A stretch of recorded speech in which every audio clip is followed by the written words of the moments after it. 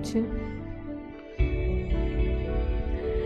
É sempre muito bom estarmos juntos para nos sentir um pouquinho mais aquecido, né? Que lá fora está bastante frio. E hoje, excepcionalmente, nossa palestra está sendo online, né? E o nosso companheiro de hoje é um querido aqui da casa, é o Sauler Barcelos. Ele vem lá do Centro Espírita, lá de Macaé, que é o Centro Espírita Vicente de Paulo. E o tema da palestra de hoje é Jesus e a quebra de preconceitos. Então, nós vamos pedir inicialmente ao nosso companheiro Zezinho para vir fazer a leitura da nossa mensagem e em seguida a Rogéria vai fazer a prece para a gente. Olá, boa noite a todos. Que a paz do meigo Jesus esteja sempre em nossos corações. A lição para a noite de hoje é do livro Fonte Viva, pelo Espírito Emmanuel, psicografia de Francisco Cândido Xavier.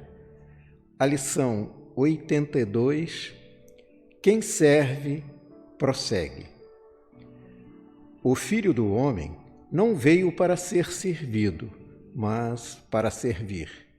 Jesus, Evangelho de Marcos, capítulo 10, versículo 45. A natureza, em toda parte, é um laboratório divino que elege o espírito de serviço por processo normal de evolução.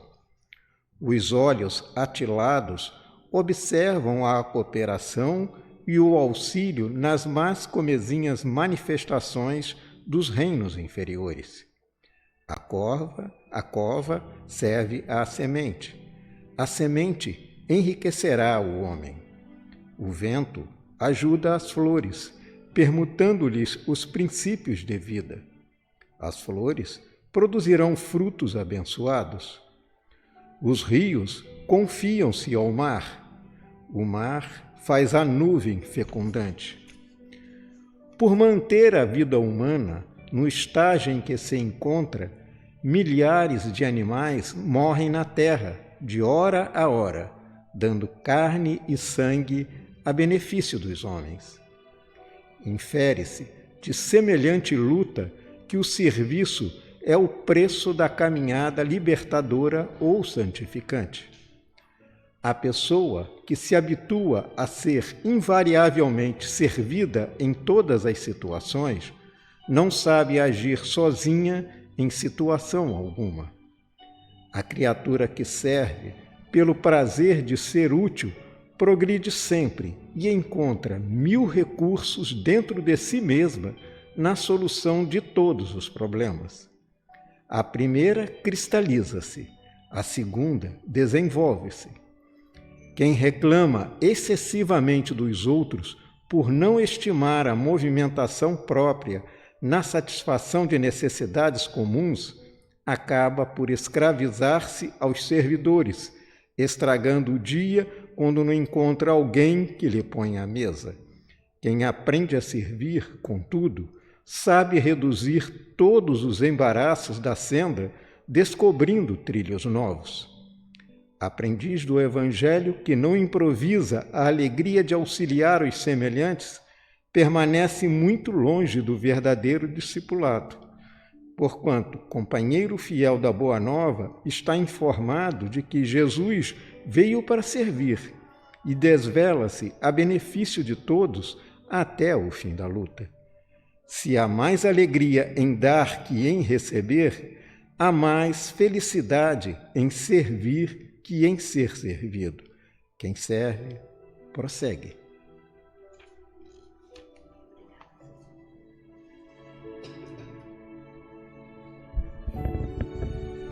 Boa noite, companheiros. Elevemos os nossos pensamentos nesse momento, pedindo ao Mestre Jesus que nesta noite possamos nós mais uma vez estar aqui reunidos para o aprendizado, contando com a presença amiga dos mentores espirituais da casa, dos nossos mentores espirituais individuais, pedindo a Ti, Divino Mestre Jesus, que possa amparar o nosso companheiro Sauler, que as palavras que Ele possa nos trazer nessa noite sejam palavras que venham falar fundo em nossos corações, nos levando à reflexão e a mudanças de paradigma. Que nessa noite, querido Mestre Jesus, a Sua presença possa se fazer presente mais uma vez em nossas vidas. Graças a Deus.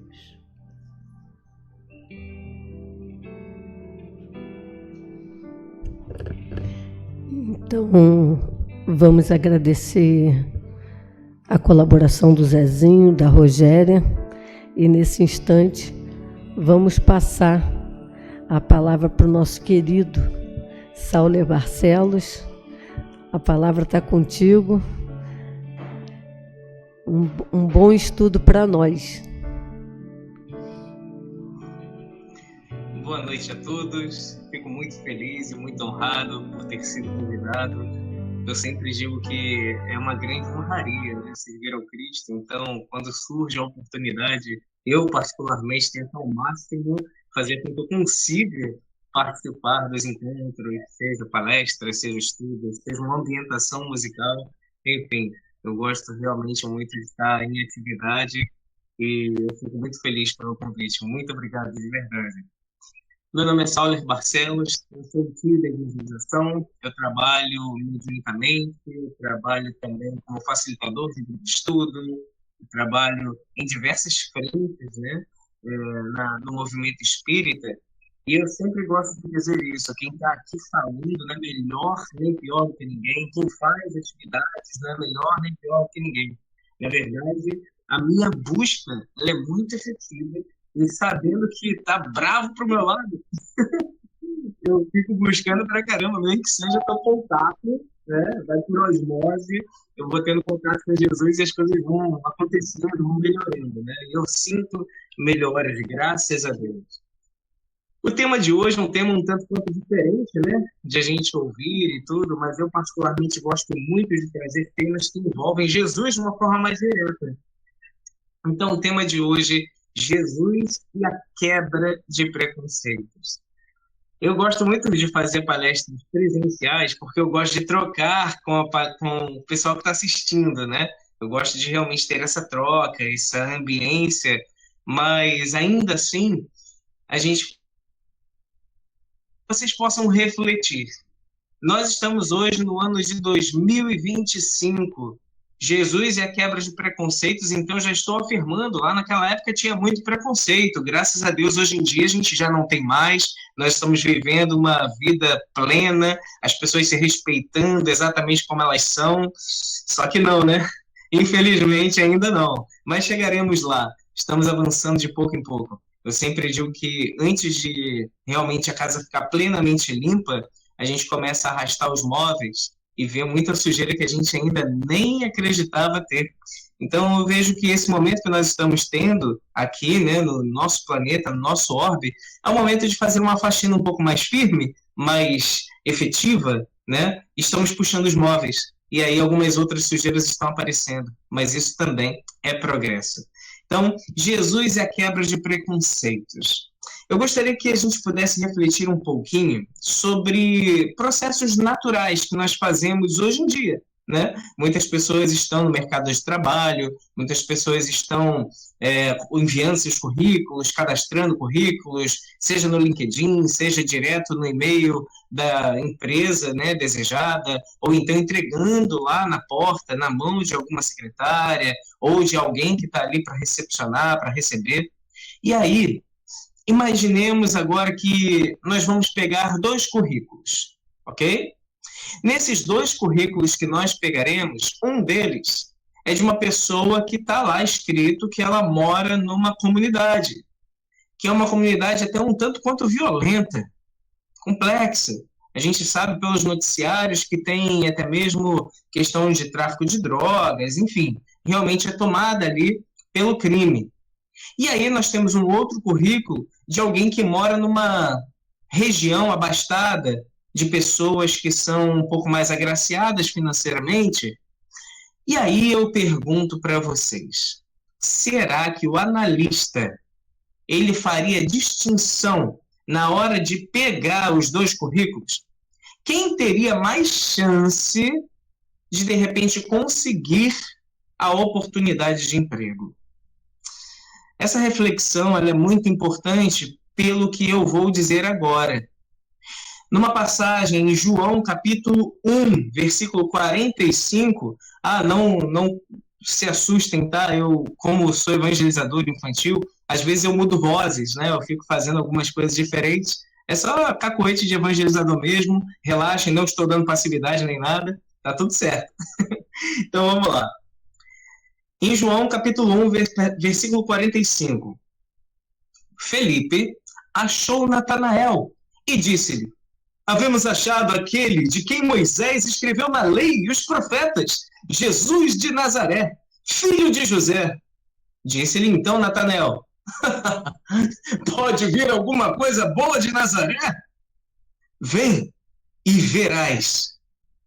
Jesus então viu Natanael vir ter com ele e disse dele: eis aqui um verdadeiro israelita, em quem não há dolo. De onde me conheces tu? Antes mesmo que Felipe te chamasse, eu te vi, estando tu debaixo da figueira. Então Natanael fica surpreso, se ajoelha aos pés de Jesus e diz: Deus, tu és o rei de Israel. Jesus responde então: vi-te debaixo da figueira, apenas isso disse para ti. E agora crês? Meu amigo, coisas maiores do que estas verás. Na verdade vos digo que daqui em diante vereis o céu aberto e os anjos de Deus subindo e descendo sobre o Filho do Homem. Existe uma coisa que era comum naquela época. Não apenas entre os nobres, os membros do Sinédrio, até mesmo de forma popular, eles falavam essa frase que Natanael disse para Jesus. Não para Jesus, na verdade, né? Disse para Felipe: pode alguma coisa boa vir de Nazaré? E aqui é o primeiro preconceito que a gente vai começar a abordar.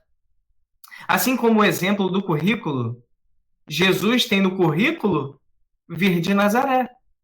E se nós tivéssemos, então, a análise de Natanael, eu já totalmente tiraria a possibilidade de Jesus ser o Messias, porque como pode Jesus vir de Nazaré, no caso o Messias vir de Nazaré? Impossível.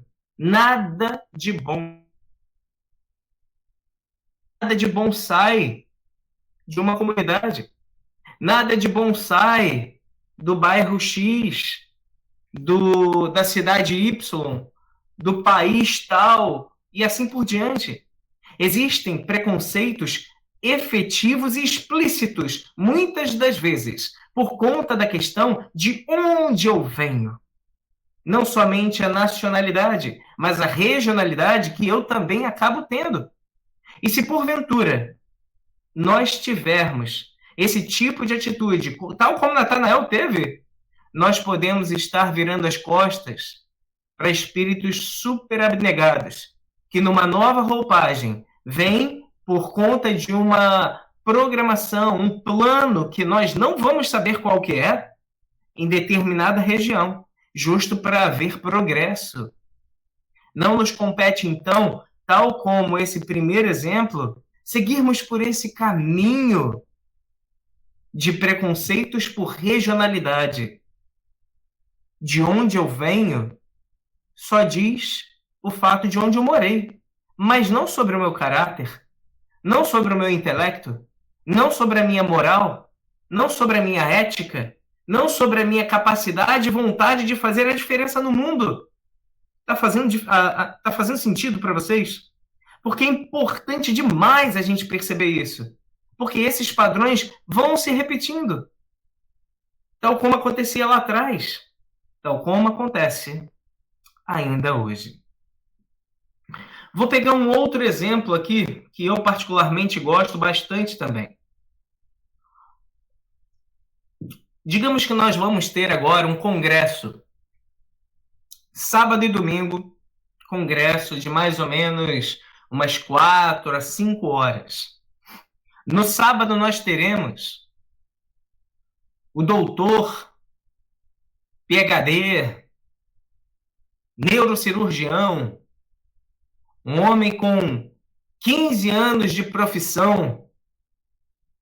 Ele vai vir falar sobre questões profissionais. Isso no sábado. No domingo também teremos um senhor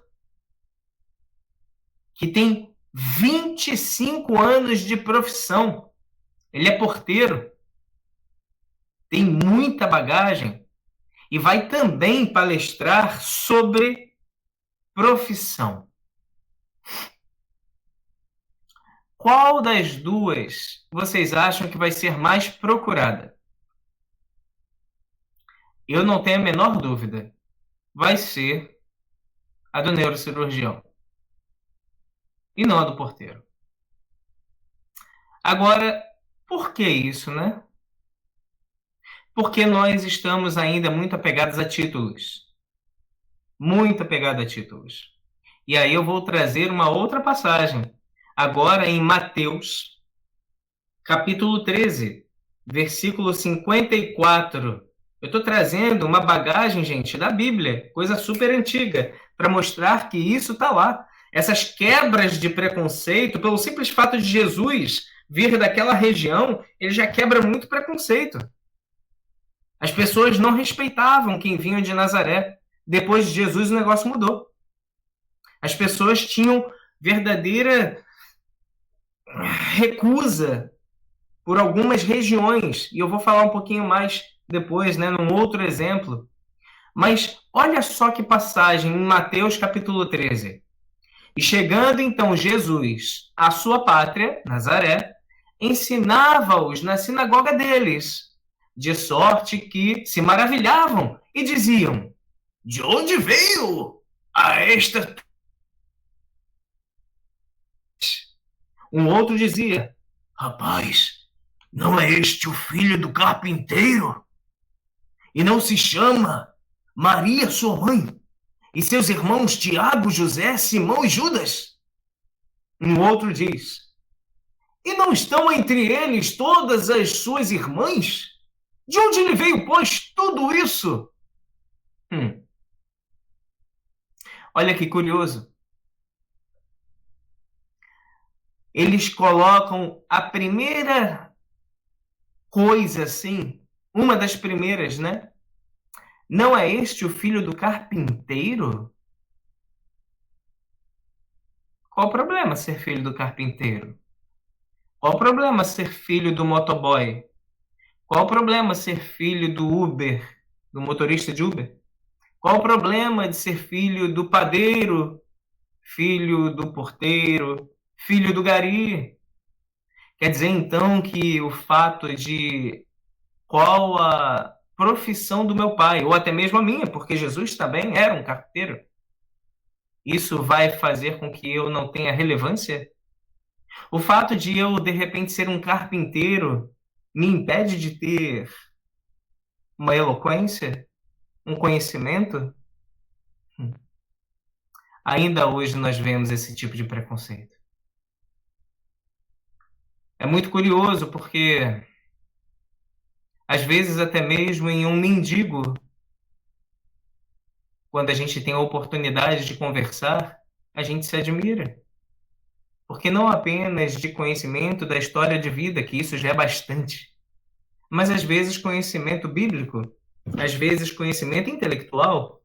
Eu lembro que na minha infância eu morava no Rio de Janeiro A gente brincava muito na rua e tinha um senhorzinho, né, um morador, né, que ficava na condição de rua. E aí a gente sempre conversava com ele. Ele simplesmente era matemático, ele também era formado em letras. Cara, você não tem ideia das conversas que a gente tinha com ele. Era incrível. Ah, Sauler, mas isso daí é 1 em 1 milhão. Não sei a estatística, mas ele estava numa condição de rua há anos e anos. E provavelmente desencarnou por conta, né, do tempo, ainda na condição de morador de rua. Então, assim, qual a importância dessa passagem? De a gente ver que Jesus, ele sofreu preconceito pelo fato da profissão dele. Ele sofreu preconceito por conta da nacionalidade dele, da regionalidade dele. Ele sofreu muitos preconceitos, muito além do que apenas aquele que se julga ou se diz o Messias. Preconceitos fortes que muitas das vezes pessoas caem em depressão, não conseguem lidar.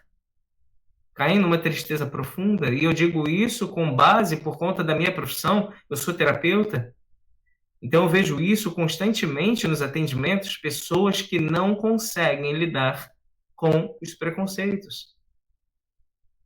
E Jesus mostra, ensina, quebra esses preconceitos, porque não é sobre de onde você vem, não é sobre a sua profissão. Lembremos que Paulo de Tarso era tecelão. Não é o fato da profissão. Um gari e um engenheiro, claro que vai ter diferença no cifrão do salário, mas não com relação à moralidade, não com relação ao conhecimento, não com relação à sua ética, à sua conduta. Não, isso não. Eu tenho estudado muito e visto, né, e graças a Deus a oportunidade do trabalho mediúnico é uma bênção, porque a gente aprende muito. E eu vejo isso com muita clareza. É curioso, mas quanto mais a pessoa avança financeiramente, não é uma regra, mas acontece bastante, mais ela vai se isolando. Quanto mais a pessoa está como se fosse na base, mais ela se junta com outras pessoas e normalmente estão rindo, estão brincando, estão curtindo. Eu atendo, às vezes, vão para esses lugares onde pessoas menos, né, abastadas, com uma condição financeira menor, numa classe social menor, e ele fala, cara, é muito bom. É muito bom estar ali. A energia é totalmente diferente. Pessoas, como se fossem pessoas de verdade, que não estão querendo contato contigo por interesse. É uma regra? Não, não é uma regra, mas acontece bastante. Normalmente as pessoas mais abastadas, elas acabam ficando mais soberbas, mais individualistas. Eu vejo, às vezes, a pessoa que não tem nada dando até aquilo que falta. Chega lá, bate na porta, poxa, eu tô com dificuldade, tô isso, aquilo, outro. Aí, pô, tô com um pão aqui, eu posso dividir esse pão e dar para você. Eu vou ficar só com meio pão, mas eu vou dividir. Cara, isso é incrível. E a gente vê Jesus quebrando esse preconceito. Porque ele ficava junto com os coxos, com os cegos, com os andarilhos, com as prostitutas, com os de má fama. Ele ficava com gente de verdade e não que me vestia máscaras. Bom, seguindo para um outro ponto aqui que eu gosto também muito, esse daqui está em Lucas, capítulo 5, versículo 27.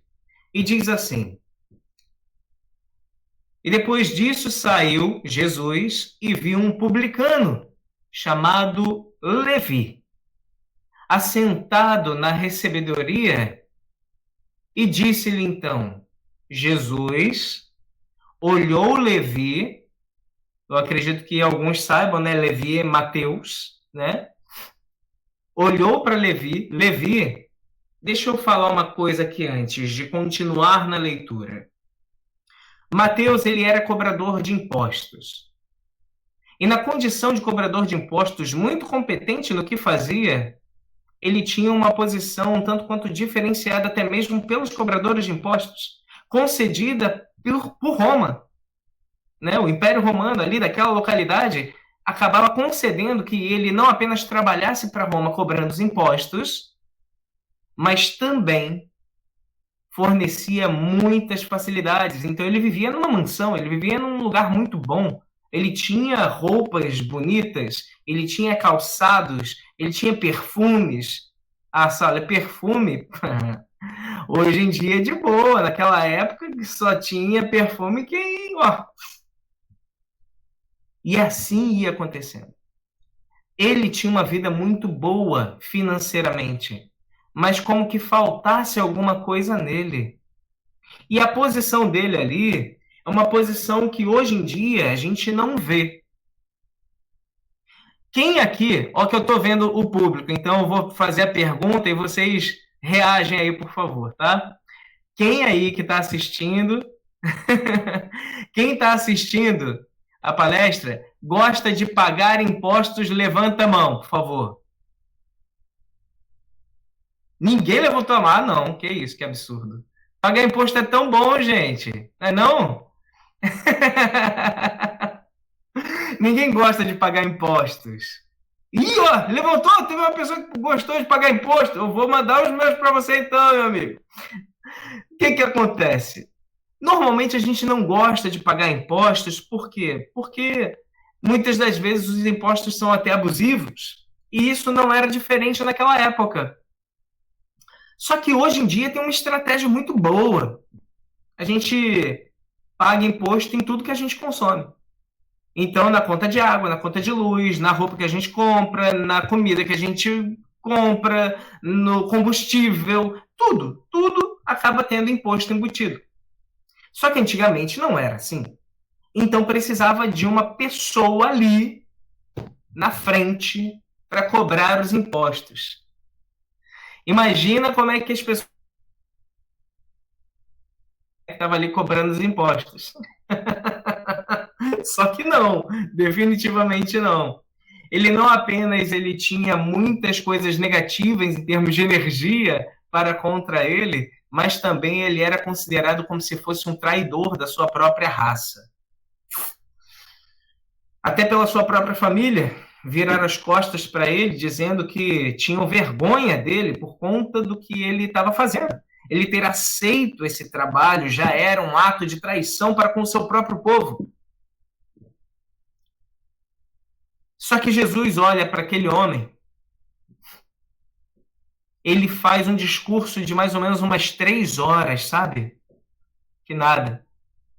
Ele olha para Levi, Mateus, simplesmente vai e fala: segue-me. Ele só falou isso. Lembremos, Mateus tinha casa, uma mansão, ele tinha muitas facilidades, ele tinha proteção de Roma, ele tinha dinheiro, ele tinha uma vida muito estável, até abastada. E quando Jesus vira para ele e fala: segue-me, ele deixa tudo para trás, levanta e o segue. Cara, eu não tenho como perguntar e ouvir a resposta de vocês. Quem hoje está aposentado, ok, tudo bem, mas já teve uma profissão, e quem não está aposentado, hoje ainda está no labor, tem uma profissão, eu gostaria que vocês refletissem, mesmo sabendo quem é Jesus, porque naquela época ninguém sabia quem era Jesus. Jesus ainda estava peregrinando. Mesmo sabendo quem é Jesus, hoje, se chegasse para a gente e falasse: segue-me, deixa tudo para trás, profissão, casa, dinheiro, segue-me. Vocês acham? Quem acha aí que seria tranquilo fazer isso? Levanta a mão, por favor. Eu também não levanto, não. Mesmo sabendo que é Jesus. E aí, Mateus foi e seguiu Jesus. Só que ele não fez apenas isso. Antes de começar a seguir efetivamente, né, o ministério de Jesus, ele fez um grande banquete na casa dele. E havia ali uma multidão de publicanos e outros que estavam com eles à mesa. E os escribas e os fariseus murmuravam contra os discípulos de Jesus, dizendo: por que comeis e bebeis com publicanos e pecadores? Jesus, então, respondendo, lhes disse: não necessitam de médicos que estão sãos, mas sim os que estão enfermos. Eu não vim chamar os justos, mas sim os pecadores ao arrependimento. E aí, voltando no conceito da palestra, né, no tópico da palestra sobre a quebra de preconceitos. Vocês têm ideia de que Mateus cobrava impostos de algumas pessoas que estavam ali com Jesus também? Pedro, Tiago e outros tantos que estavam ali. Ele cobrava impostos também dessas pessoas. Como será que foi para eles aceitar esse traidor agora no grupo deles? Vocês acham que foi tranquilo? Vocês acham que foi difícil? Quem acha que foi difícil, levanta a mão aí, por favor. Acho que ninguém está achando nada, gente. Vocês estão ouvindo mesmo a palestra? Ah, agora fiquei até com medo. Cara, foi muito difícil. Muito difícil. Porque, sinceramente, todas as pessoas ali eram imperfeitos. E que tinham, sim, muitas questões com os cobradores de impostos, naturalmente. Eles trabalhavam pra caramba e ficavam com o mínimo, porque praticamente tudo era doado. Doado não, né? Era pago nos impostos. Era um negócio violento, quase que uma escravidão. Então, dentro desse conceito, Jesus quebra esse preconceito. Quebra essa questão de que não posso me misturar com aquele que eu não gosto. Coisa que é muito colocado hoje em dia, né, veiculado em notícias, que é uma tristeza isso, mas ok. Que todo policial não vale nada, ou que todo médico é grosseiro, ou que advogado é tudo que pensa somente neles. Cara, não. Não vamos tirar por base algumas pessoas, talvez uma porcentagem até um pouco expressiva, que seja, não vou entrar nesse detalhe, mas colocar como sendo todos. Jesus olhou para Levi e viu aquele homem sinceramente desejoso de se sentir amado, de se sentir querido. E quando ele sentiu o magnetismo de Jesus, ele não pensou duas vezes. Ele levantou, fechou a sua sessão, entregou as chaves para o centurião e foi embora. E seguiu Jesus. Nós temos muito que aprender com as atitudes das pessoas que são citadas na Bíblia. Porque a fé dessas pessoas, a atitude dessas pessoas é algo super admirável. Eles se lançavam verdadeiramente. Daí o quanto que a gente percebe que ainda estamos muito apegados ao materialismo. Mas vamos lá, seguindo para um outro tópico. Eu gostaria que agora levantasse a mão quem tem filhos ou filho Por favor, filho, filha, quem tem aí filho, filha, levanta a mão, por favor. Leonardo, me ajuda, pelo amor de Deus. Será que o pessoal tá me ouvindo mesmo? Ah, graças a Deus. Eu já tô aqui. Eu acho que o pessoal não tá ouvindo, eu tô falando aqui pra mim só. Beleza, estão me ouvindo. Cara, imagine então que vocês agora recebem na casa de vocês a filha ou o filho de vocês, traz uma pessoa e fala: ó, eu tô aqui te apresentando porque eu gostei muito dessa pessoa, quero me envolver com essa pessoa e só que eu preciso te dizer uma coisa, pai, mãe, essa pessoa, ela já foi envolvida com terrorismo, essa pessoa, ela já foi uma assassina, ela realmente tinha, né, esse desejo sincero em até fazer o bem, mas ela utilizava desses meios. Ela matava pessoas, né, fazia alguns crimes, mas hoje ela tá redimida, ela tá querendo ir para um outro caminho. Quem acharia tranquilo aceitar o seu filho ou filha se envolvendo, se relacionando com essa pessoa? Levanta a mão, por favor.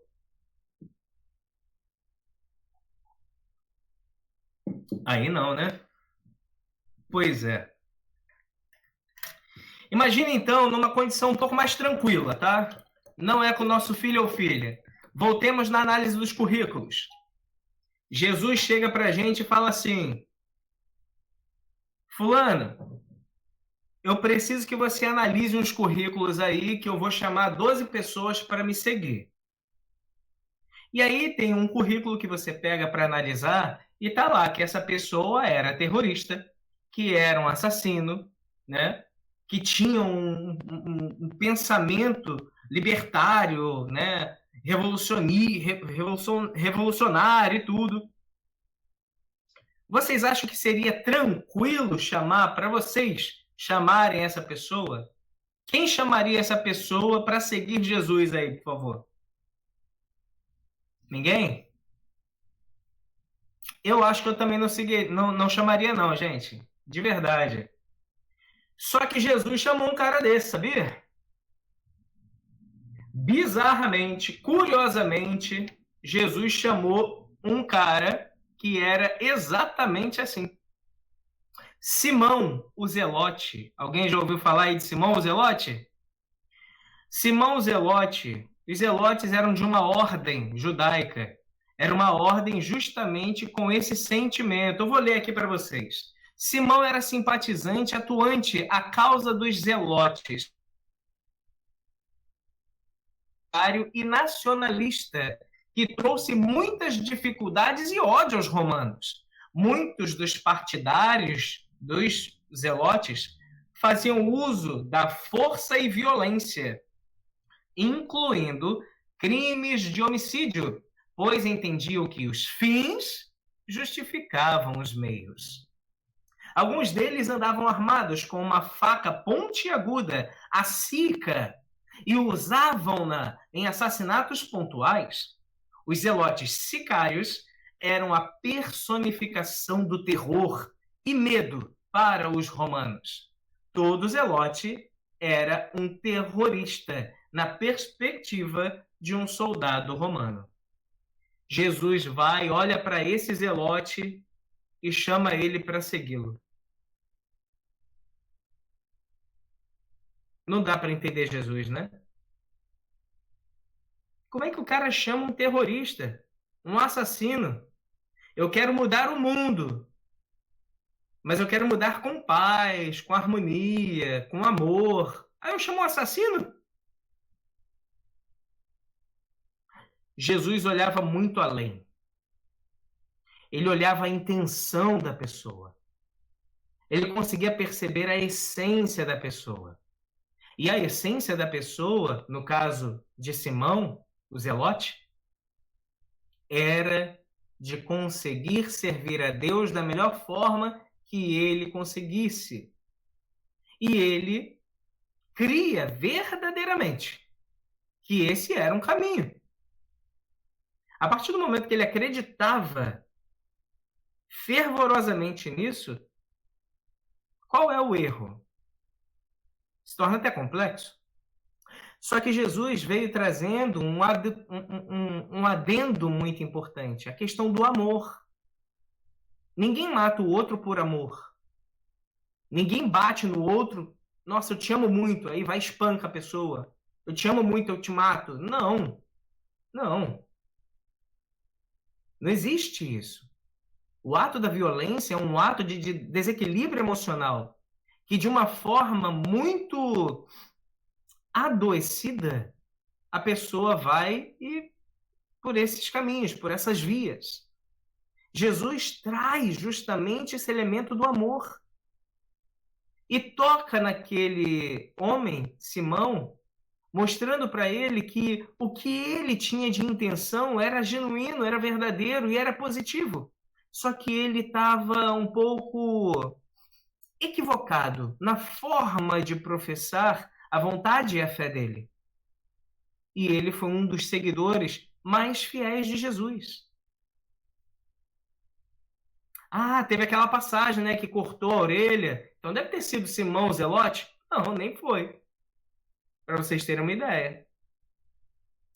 Vamos pegar aqui uma outra parte. Essa, muito provavelmente mais conhecida por muitos de vocês, está em João capítulo 8, versículo 3.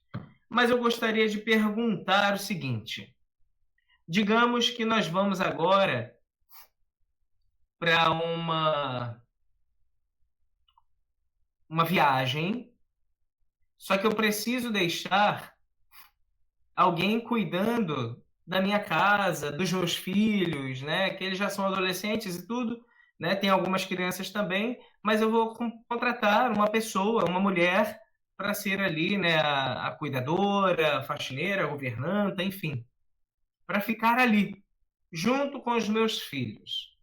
Só que eu analiso que essa mulher, ela já foi uma cortesã.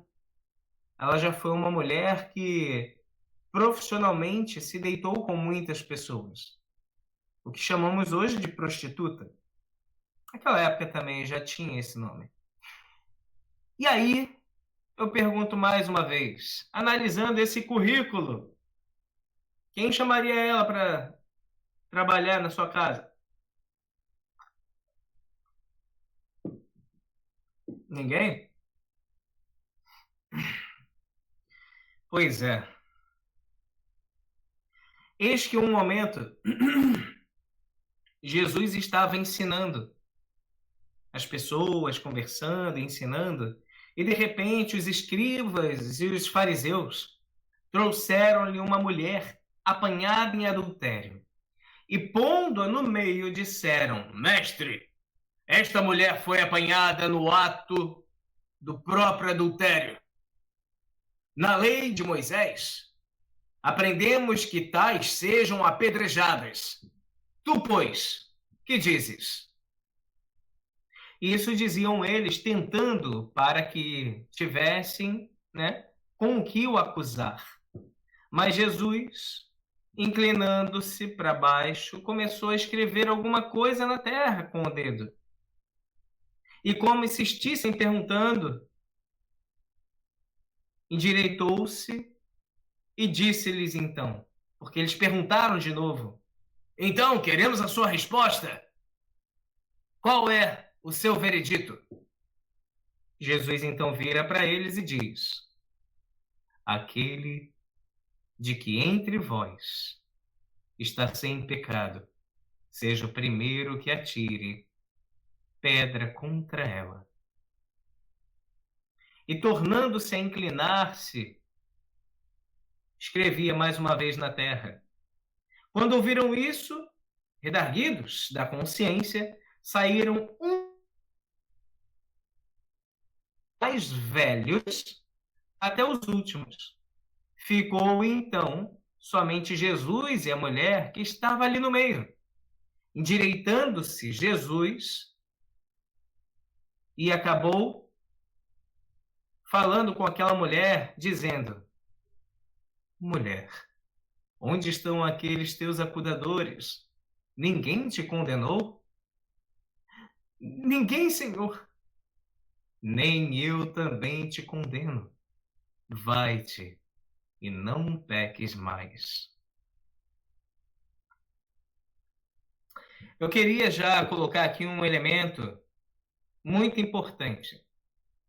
Se a mulher está cometendo adultério, ela não faz isso sozinha, concordam? Cadê o homem? Ainda hoje, nós temos esse conceito. Infelizmente. Um homem que pega um montão de mulher, ele é colocado às vezes como sendo garanhão. O cara é um maioral, esse daí é bom mesmo. Agora, uma mulher que fica com vários homens, nossa, não vale nada. Essa é uma mulher fácil, mulher da vida.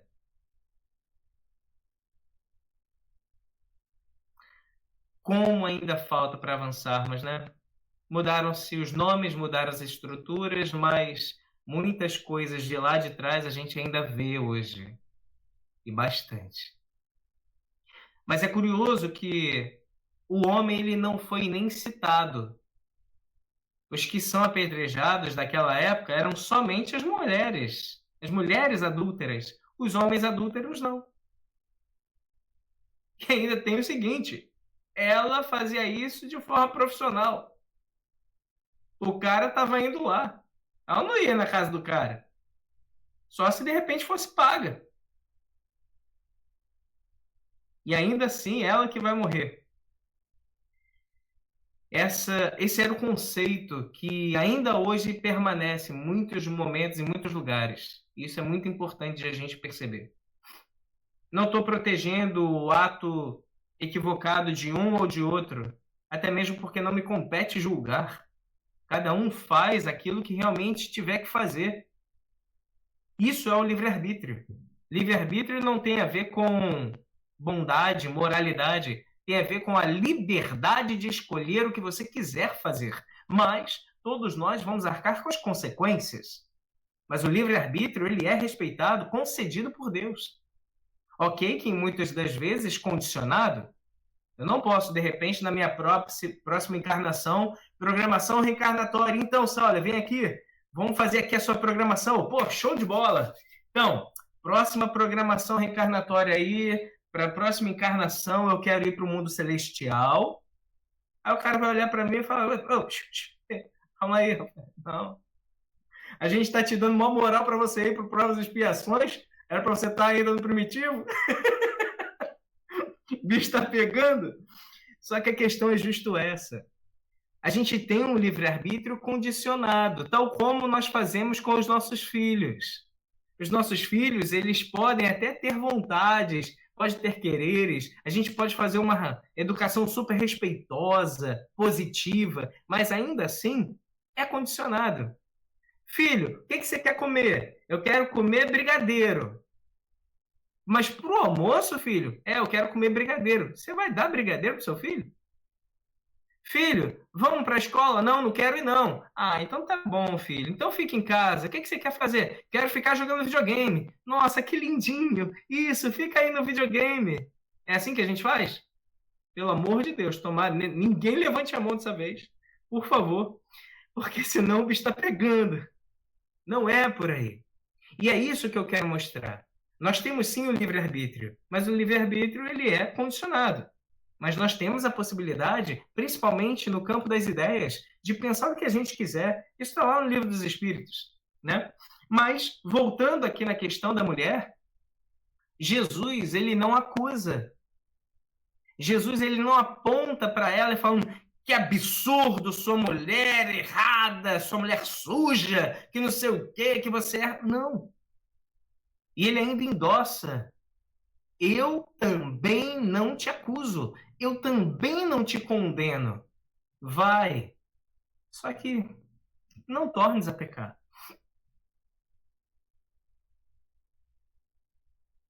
A gente precisa aprender muito com Jesus. Só que é curioso. Como eu vou aprender com Jesus se eu não estudo sobre Jesus? Como eu vou aprender os seus ensinamentos se eu não busco os seus ensinamentos? Como eu vou colocar em prática se em mim não existe algo para sair de mim? A boca fala do que o coração está cheio. A gente coloca para fora aquilo que a gente está impregnado. Se eu como laranja, eu me nutro de laranja. Se eu como beterraba, eu me nutro de beterraba. Se eu como um fast food, eu me nutro mal daquela comida. Mas eu só vou ter em mim aquilo que eu estou colocando para dentro. Se eu me empenho em buscar verdadeiramente conhecimentos, lembremos, 2 ensinamentos espíritas. Primeiro ensinamento, amai-vos. O amor acima de tudo. Amai-vos. Segundo ensinamento, espíritas, instruí-vos. Se a gente não se instruir, gente, me desculpa, existe um tríplice aspecto na doutrina espírita: ciência, filosofia e religião. Eu vejo direto muitas pessoas só no aspecto religioso e sem crítica nenhuma outra religião. Até porque eu fui católico durante muito tempo da minha vida. Acreditem ou não, pensei até em ser padre. Eu acho que eu ia ser um padre muito doido da vida, mas pensei em ser padre. E a questão é, quando eu estava lá no catolicismo, eu via o quanto que ficava limitado para algumas questões, porque era um aspecto somente religioso. Tanto que eu sempre fui questionador, mas eu não tinha espaço para ficar questionando muito. Na doutrina espírita, você é convidado, incitado a todo momento para você questionar. A doutrina espírita surgiu através de questionamentos. Quem já teve o contato com o Livro dos Espíritos viu, é um livro de perguntas e respostas. Então a gente precisa estudar. Eu preciso me nutrir de Jesus. Eu preciso que Jesus esteja em mim, para em algum momento, seja em diversas encarnações à frente, poder chegar e falar tal como Paulo: não sou mais eu que vivo, mas é o Cristo que vive em mim. Não porque agora eu encarnei Jesus, não porque eu incorporei Jesus, porque eu estou verdadeiramente seguindo aquilo que eu creio, aquilo que eu quero e aquilo que Jesus ensinou. Mas para seguir o que Jesus ensinou, eu preciso saber. Faz sentido isso para vocês? Maravilha. Vi algumas cabeças assim, eu acho. Então é o seguinte, gente. Pegando mais uma parte aqui, porque o tempo passa muito rápido, mesmo no online, meu Deus do céu, passa muito rápido. Eu queria pegar um outro ponto aqui, esse talvez um pouco polêmico. E algumas pessoas podem se incomodar um pouco mais com esse daqui, mas é importantíssimo. Em Mateus, capítulo 8, versículo 5, diz o seguinte: e entrando então Jesus em Cafarnaum, chegou junto dele um centurião romano, rogando-lhe e dizendo: Senhor, meu criado jaz em casa paralítico e violentamente atormentado. Jesus então lhe disse: eu irei e lhe darei saúde. Senhor, eu não sou digno de que entres debaixo do meu telhado, mas dize só uma palavra, e o meu criado há de sarar. Pois também eu sou homem sob autoridade, e tenho soldados às minhas ordens. E digo a este, vai, e ele vai. E o outro, vem, e ele vem. E ao outro criado, faz isso, e ele faz.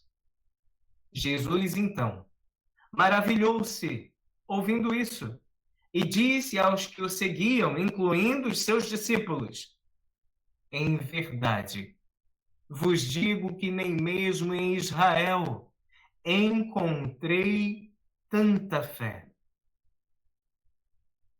Mas eu vos digo que muitos virão do Oriente e do Ocidente e assentar-se-ão à mesa com Abraão, Isaque e Jacó, no reino dos céus. E os filhos do reino serão lançados nas trevas exteriores. Ali haverá pranto e ranger de dentes. Então Jesus vira novamente para o centurião e diz: vai, e como crestes, te seja feito. E naquela mesma hora, o seu criado sarou. Muito rica. E eu vou por partes aqui, não posso nem aprofundar tanto por conta da hora. Mas vamos lá. Primeira coisa, quando ele fala assim, muitos virão do Oriente e do Ocidente, existem outras religiões, existem outras formas de crença, mas Jesus não levantava a bandeira do catolicismo, nem do protestantismo, nem de nenhum tipo de religião. Jesus não pregava religião. Jesus pregava o amor. E agora, vamos nos lembrar, ele era um centurião romano. E um centurião romano, ele acreditava segundo a lei e os deuses romanos. Deuses romanos como Marte, como Netuno, como Plutão, embora sejam nomes de planetas também, são deuses. Deuses. E curiosamente, quando a gente pega e analisa, nós temos, por exemplo, Marte. Para os gregos, nós temos Ares. Para os africanos, nós temos Ogum. Como aí? Como assim? E para os católicos ainda tem São Jorge. Se eu parar para analisar, eu estou falando de energia. Mas eu não vou adentrar muito, porque eu tenho uma palestra que eu falo sobre isso, né? União sem fusão, distinção sem separação. Fica aí, de repente, né, a dica, quem quiser depois pesquisar, tem na internet. E também, se eu tiver a oportunidade, eu vou ficar muito feliz em poder dar essa palestra aqui também na casa. Mas quero sinalizar que Jesus falou que um politeísta e não um monoteísta, um que acreditava em vários deuses e não no Deus uno, tinha mais fé do que todas as pessoas que ele já tinha visto.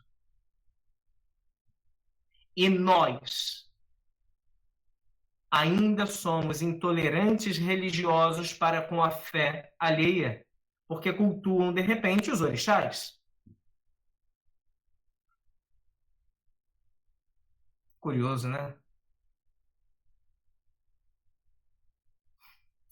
Jesus é quebra de preconceitos. Vou seguir. Tem uma outra passagem em Mateus capítulo 19 que fala o seguinte: trouxeram-lhe então alguns meninos para que sobre eles Jesus pusesse as mãos e orasse. Mas os seus discípulos repreenderam: não, não, Jesus está ensinando, não tem tempo para isso. E a mãe virava e falava: por favor, é tão rapidinho. Não, não podemos. Jesus está ensinando e não podemos interrompê-lo. Mas é tão rápido, eu vim de tão longe. Já dissemos que não. E então, nesse momento, Jesus vira, para de ensinar e diz: deixai os meninos e não os estorveis de vir a mim, porque dos tais é o reino dos céus.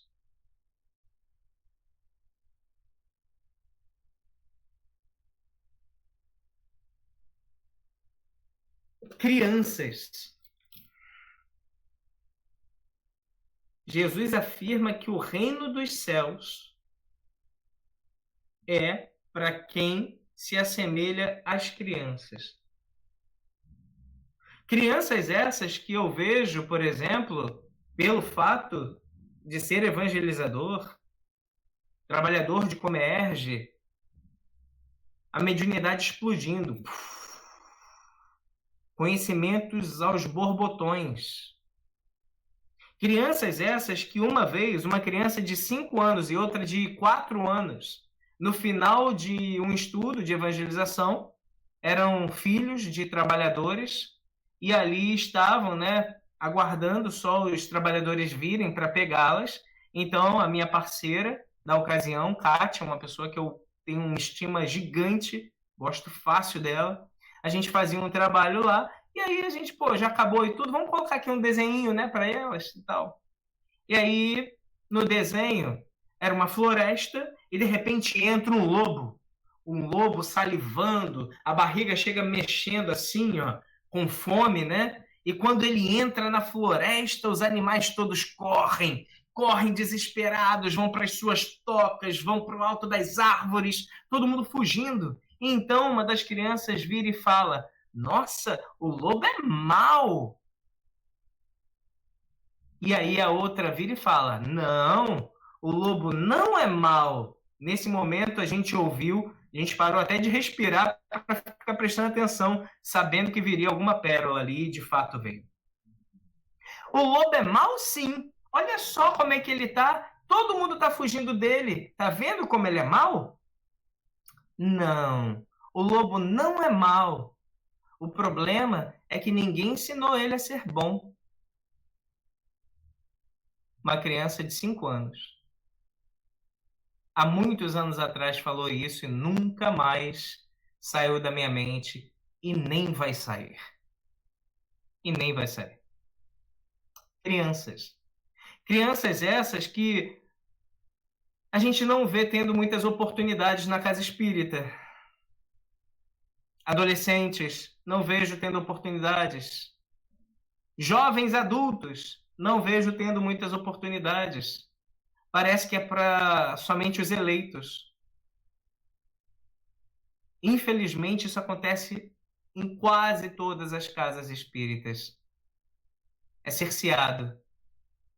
E fica como se fosse somente para as pessoas mais velhas.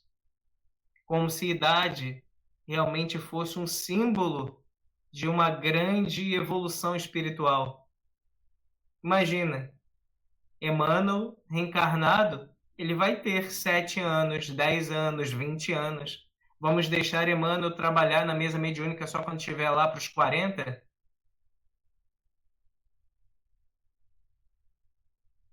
E é mais curioso ainda eu ver o movimento espírita, porque isso não é a doutrina espírita, tá, gente? Vamos deixar isso muito claro. Existe uma diferença gigantesca entre doutrina espírita e movimento espírita. O movimento espírita são pessoas que, adotando a doutrina espírita como um norte, atuam. Só que são pessoas imperfeitas. E eu vejo realmente esse cerceamento, né? Não abrindo as oportunidades. Só que como que surgiu a doutrina espírita? Crianças. Crianças trazendo comunicações. Olha que curioso. Crianças participaram da construção da base que é o Livro dos Espíritos. E hoje a gente fala que as crianças não podem, de repente, trazer uma comunicação. Não, para você trazer alguma comunicação, você tem que primeiro ter estudado introdução ao Espiritismo, o ESD, o EAD, as obras básicas. Aí depois de 20 anos estudando, aí você ainda passa por um...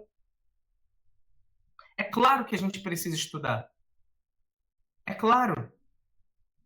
Mas será que é por conta desse zelo mesmo ou é preconceito? Não precisam responder. Mas é triste. E uma vez mais, Jesus quebra preconceitos, dando uma grande importância e valor às crianças. Existem outras passagens aqui que eu gostaria de compartilhar, mas eu vou finalizar com essa. Essa passagem aqui eu gosto muito porque faz com que a gente realmente compreenda mais sobre nós mesmos e sobre nossa ação. Em João capítulo 13, versículo 1, diz o seguinte: Ora, antes da festa da Páscoa, sabendo Jesus que já era chegada a sua hora de passar deste mundo para o Pai, como, havia amado os seus que estavam no mundo, amou-os até o fim. E acabada a ceia, tendo já o diabo posto no coração de Judas Iscariotes, filho de Simão, que o traísse, Jesus, sabendo que o Pai tinha depositado nas suas mãos todas as coisas e que havia saído de Deus e ia para Deus, levantou-se da ceia, tirou as suas vestes e, tomando uma toalha, uma bacia e água, cingiu-se. Depois, deitou água nessa bacia e começou a lavar os pés de todos os seus discípulos e a enxugá-los com a toalha com que estava cingido.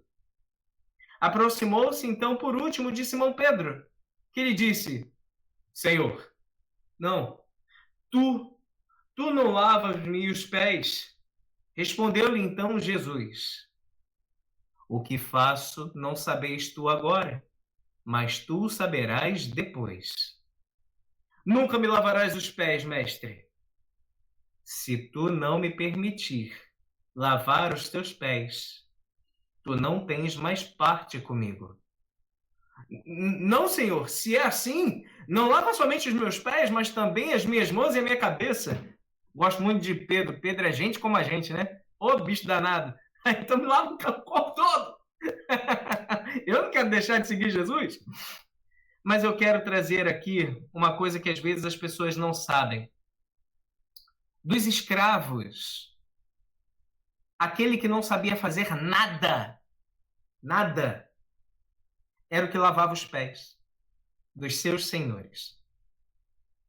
Era aquele lacaio mais ralé, que não tinha valor de nada, não sabia fazer nada.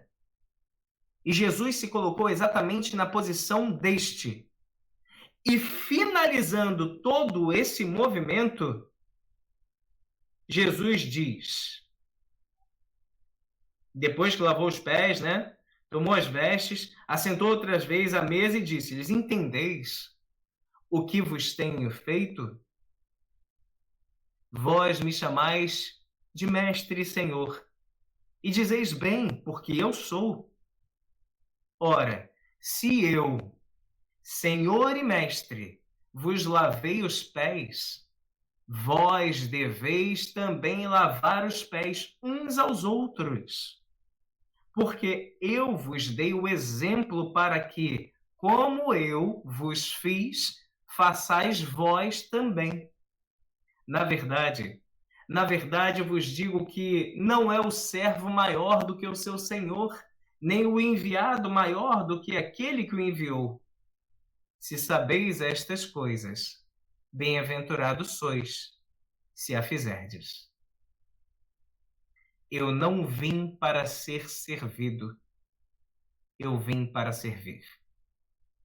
Não basta não fazer o mal, é imprescindível fazer o bem. Se queremos verdadeiramente evoluir, se queremos verdadeiramente conseguir coisas melhores, uma progressão espiritual, se falamos com muita felicidade que somos seguidores de Jesus, não basta ter conhecimento. Lembremos que o primeiro ensinamento é amar. Amai-vos. E Jesus disse: meus discípulos serão reconhecidos por muito se amarem. É através do amor que eu colocar nas minhas ações, nas minhas palavras, nas minhas formas de expressar qualquer coisa, em qualquer lugar, que vai mostrar que eu sou cristão, que vai mostrar que eu sou espírita, que vai mostrar que eu sou um seguidor de Jesus. Que todos nós, então, possamos ter essa compreensão, porque Jesus está a todo momento a nos ensinar. Mas nós precisamos aproveitar essas oportunidades, e não apenas como um entretenimento religioso, mas como ensinamentos valiosos, para ser um norte, ferramentas para colocarmos em prática e fazermos melhor o que outrora não conseguimos. Muita paz a todos, gratidão enorme. E nesse momento, também me foi solicitado que nessa ambiência nós possamos fechar os nossos olhos para agradecer esse banquete espiritual. E agradeço verdadeiramente, Senhor Jesus, muito obrigado pela oportunidade de ser uma ferramenta nessa seara bendita, com o propósito de levar a Tua palavra, mas através desse movimento eu também aprender para ser uma pessoa melhor. Obrigado pelos ensinamentos, pela tecnologia que nos permite mesmo à distância esse intercâmbio, tanto da informação chegar, quanto corações se conectarem. Obrigado, Senhor, por todas as oportunidades que o Senhor nos dá. E mesmo quando as adversidades chegam, que possamos ter olhos de ver e ouvidos de ouvir, porque tudo acontece por um propósito, mesmo que não possamos compreender de imediato. Tudo é para o nosso progresso. Que possamos acreditar verdadeiramente quando oramos, Senhor, seja feita a vossa vontade, e vamos seguir a vontade de Deus. Se algo negativo está acontecendo na nossa vida e não tem interferência do nosso querer mundano ou do nosso desejo ainda impuro, pode sim ser a vontade de Deus. Então que possamos ter a possibilidade de analisar e verificar as oportunidades através da prova difícil, da prova dolorosa. Somos ainda muito imperfeitos, Senhor, então nos sustente. Auxilia-nos, e a cada família aqui representada, aos que estão assistindo agora e irão assistir depois, abençoe o lar de cada um, para que seja uma fonte de luz a irradiar, reabastecer e auxiliar na jornada evolutiva. Fique conosco hoje, agora e sempre, Mestre. Que assim seja. Graças a Deus.